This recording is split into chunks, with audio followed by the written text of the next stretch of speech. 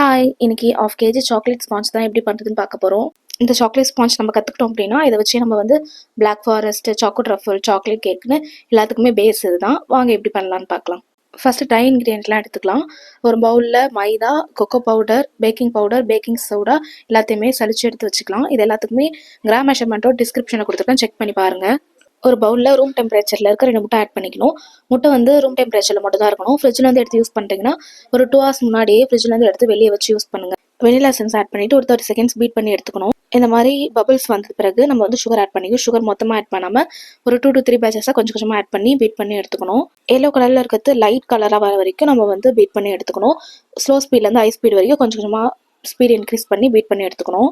இந்த மாதிரி ribbon consistency வந்த பிறகு ஆயில் ஆட் பண்ணி ஒரு 10 seconds மட்டும் பீட் பண்ணி எடுத்துக்கணும். ஓவர் பீட் பண்ணிடக்கூடாது. இப்போ சலிச்சு வச்சிருக்க ட்ரை இன்கிரியண்ட்டை கொஞ்சம் கொஞ்சமாக ஆட் பண்ணி மிக்ஸ் பண்ணிக்கணும். ஓவர் மிக்ஸ் பண்ணிடக்கூடாது.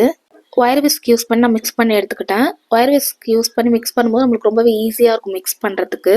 ட்ரை இன்கிரியண்ட்டை மொத்தமாக ஆட் பண்ணாமல் கொஞ்சம் கொஞ்சமாக ஆட் பண்ணி மிக்ஸ் பண்ணி எடுத்துக்கணும். லாஸ்ட்டாக பால் ஆட் பண்ணி எல்லாமே ஒன்று சேர்ற அளவுக்கு ஸ்பேச்சுலா யூஸ் பண்ணி நான் வந்து மிக்ஸ் பண்ணி எடுத்துக்கிட்டேன். 6 inch டின்னில் பட்டர் ஷீட் போட்டு வச்சுருக்கேன். அதில் நம்ம ரெடி பண்ணி வச்சுருக்க பேட்டர் போர் பண்ணிக்கலாம். 2 to 3 times நல்லா டேப் பண்ணிவிட்டு ஏர் பபிள்ஸ்லாம் ரிலீஸ் பண்ணி விட்டுட்டு 180 degreeல 10 minutes ப்ரீ ஹீட் பண்ண அவனில் 180 degreeல 25 to 30 minutes வரைக்கும் பேக் பண்ணி எடுத்துக்கலாம். எனக்கு 25 minutes ஆச்சு. ஒரு அவன் பொறுத்து டைமிங் வந்து டிஃபர் ஆகும். எவ்வளோ சூப்பராக ஸ்பாஞ்சே வந்துக்கு பாருங்கள். நான் சொன்ன மெஷர்மெண்ட்டோட பண்ணிங்கன்னா உங்களுக்கும் இந்த மாதிரி சூப்பரான சாஃப்டான சாக்லேட் ஸ்பாஞ்ச் கிடைக்கும். நெக்ஸ்ட் வீடியோவில் பார்க்கலாம்.